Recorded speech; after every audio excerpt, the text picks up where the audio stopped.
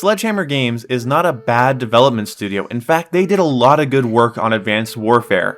But I feel like any FPS or Call of Duty YouTuber should look at a development studio and say, here's 5 things you can't do again this year.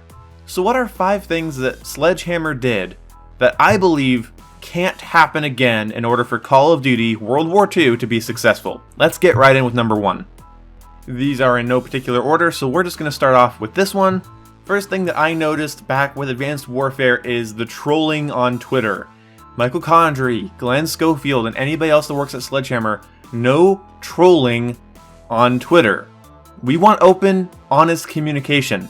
Similar to how Infinity Ward is always telling us what's going on because we were complaining that they weren't being open enough, so then we got more forum posts, more open tweets, live streams explaining what's going on. And Sledgehammer, you need to do the same. You need to not be vague, not be funny.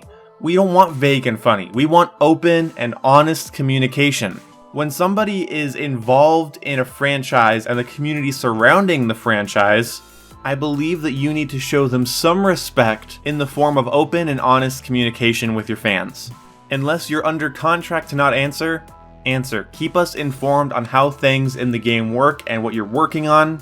And of course also, listen to us. Make sure you're listening all the time.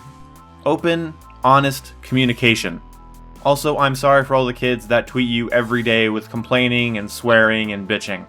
I know that probably makes going on Twitter and being honest and nice pretty hard to do. Number 2 on the list of things Sledgehammer can't do again with this game, and that is forgetting how to balance weapons. We knew this was going to be on the list. You knew it when you clicked on this video that this was going to be on the list. What will kill Call of Duty World War II for me is having any sort of weapon or group of weapons that are miles above the rest. This is a World War II game. As much as the guns need to look and sound and feel authentic compared to the original weapons, they need to also be balanced. I don't want to see any MK14s or base ARX 160s. Please, nothing that is that terrible should ever be in your games again. And of course, I couldn't go through this video without saying this. No more BAL ASM1. I am scared of this. Sledgehammer, you let the BAL and ASM1 run the fucking show to the point that it is still running the show. How hard would it have been to make the BAL a nice, versatile, close to mid-range weapon? Increase the recoil a little bit, tone down the fire rate a little bit, tone down the range a little bit, maybe make it so you can't aim down sight as fast? I don't know, you could have done something. None of your BAL patches toned it down at all. It was unnerfable. Even though you nerfed the ASM1 and the ASM1 Speakeasy, I still get melted by it today. It is still one of the best submachine guns in Call of Duty history. How hard would it have been to buff the other SMGs and lower the ASM1 a little bit? When you design a weapon, you need to ask yourself, what is this weapon's purpose? What is it going to be doing within its category that other weapons in the category are not going to be doing? Because you never gave me a reason to use the SN6 or the AMR9 over the ASM1. You never gave me a reason. I don't want a Thompson that's better than the Grease Gun, the MP40, and the Sten. I don't want a M1 Garand that's somehow worse than all of the other self-loading rifles. You need to balance your shit. Also, your handguns. Do not make shitty handguns this year. I really can't go back to bad handguns. With Black Ops 2, Black Ops 3, and Infinite Warfare, I can't play a COD game that has crap handguns anymore. It just seems... I don't get it. If you're going to take time to make handguns, make sure there's a reason for me to put it in my class. If there's no reason for me to put it in my class, I'm just never going to use it and they're just going to gather dust. Make sure you can pull them out quickly. Make sure they have a really fast sprint out time. They don't have to have the best damage. Just make sure that they're able to be quickly pulled out and fired. Okay? Do you remember that line from Call of Duty 4? Remember, switching to your secondary is always faster than reloading. I almost kind of want to see that Halo meta where you get somebody down in health and you want to pull out that 1911 really quickly and take them out. Like, you want to be able to do that.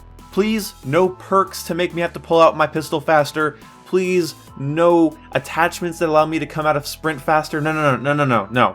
Make the pistols fast and usable for how a pistol should be used. Number 3 is easy. Sledgehammer, please don't let glitches go unfixed again. Do you guys remember on the map Detroit? Yeah, this map right here. The car garage would give you frame drops when running through it, especially on Xbox One and PS4. That cannot happen again. I don't want rooms that cause frame rate drops. I don't want wall glitches where people can glitch into a wall and shoot me from inside of it. I don't want that again. Now, I'm not saying because Advanced Warfare had glitches, Call of Duty World War II is bound to have glitches. I'm saying please, whatever you have to do, fix them. I don't want to go 12 months with a laggy room. I don't want to go 12 months with people glitching into a wall. There were so many patches that had to come out to remedy all of those wall glitches, and that can't happen again. In case you guys didn't know, people could glitch into walls, on top of walls, they could get in these crazy hard to reach places, hover above the map, and I don't know why, but they just took so long to get fixed. How hard is it to add a collider where there wasn't a collider? I don't know. I'm not a game developer. Let's just move on. Another thing that you cannot do again this year, Sledgehammer, is only having random dropped supply drops. Okay, this is what I want from your supply drop system this year. This is very subjective because it's going to happen. Supply drops, they're here to stay, and I feel like if they're done right, they will not be pitchfork and torch worthy. So here's how you do supply drops. First, you have that original concept you had for the supply drops, where every 2 or 3 matches, a supply drop would just appear into your inventory upon a kill or a death within a match, and you get that really satisfying, you've received a supply drop notification on the screen. Okay, then you have the daily login bonuses, similar to Infinite Warfare. Then you have a readily available, highly available in-game currency to buy the drops. So, let's recap. Random drops, daily login bonuses, and the ability to purchase with in-game currency. Again, readily available, highly available in-game currency. If you decide to add any sort of variants or weapons to these supply drops for whatever reason, allow people to also just directly buy them with that readily available, highly available in-game currency. Do not make it a hard and tedious grind. Be generous with your drops. The drops are already random. You can have those be as random as you want. Just allow us to get them very, very, very often through a lot of different ways. Daily challenges, weekly challenges, login bonuses, random drops, mission teams similar to Infinite Warfare where if you do challenges you get XP, the XP gives you things. Be the direct opposite of stingy with your in-game items. Seriously, Sledgehammer, people are going to be spending $100 on this game. Don't be stingy. Be rewarding. Reward players all the time.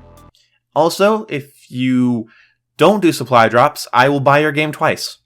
And number 5 on the list of 5 things Sledgehammer Games cannot do again with Call of Duty World War II, and that is sparse updates, little to no post-launch content, and bad endgame content. I don't want to see any 1,000 levels with no reward. I don't want to see Grandmaster Prestiges that give me variants that I could have randomly gotten anyway. I don't want to see an update every month. I want to see a couple updates every month. I want you to be on top of every fix. Infinity Ward spoiled us, and is spoiling us with updates and fixes. A bug gets shown to them, they fix it. Infinite Warfare had its fair share of issues, and they got fixed very, very quickly. I think it's one of the reasons it took them so long to add leaderboards, is because they were spending so much time fixing all the immediate problems in the game. From frame rate issues, to connection issues, score streak glitches, map glitches, they were on top of it like crazy. There's nothing in Infinite Warfare I can ask for or complain about right now. Really nothing. Fun fact, I had a video listing off issues I had about Infinite Warfare's beta and launch. And I was going to do it was like a week after Infinite Warfare's launch. I talked about some frame rate issues I was having. I talked about some weapon imbalances and stuff like that. I had it all done. And then I looked at Twitter and I saw that in their patch notes, they had fixed all of the issues I was complaining about. Fuck. That's why you guys got the NV4 rant. Is because the only thing they didn't really fix at the time was how overly versatile and powerful the NV4 was. And at the time that I'm recording this, the most overpowered gun in Infinite Warfare really isn't the most powerful anymore because they buffed all of the other guns around it and then nerfed it a little bit, you know, like what should have happened with the BAL. So those are the 5 things that I hope Sledgehammer Games doesn't do again this year. Now, to all the people that are going to write, it was their first Call of Duty, here's my response to that.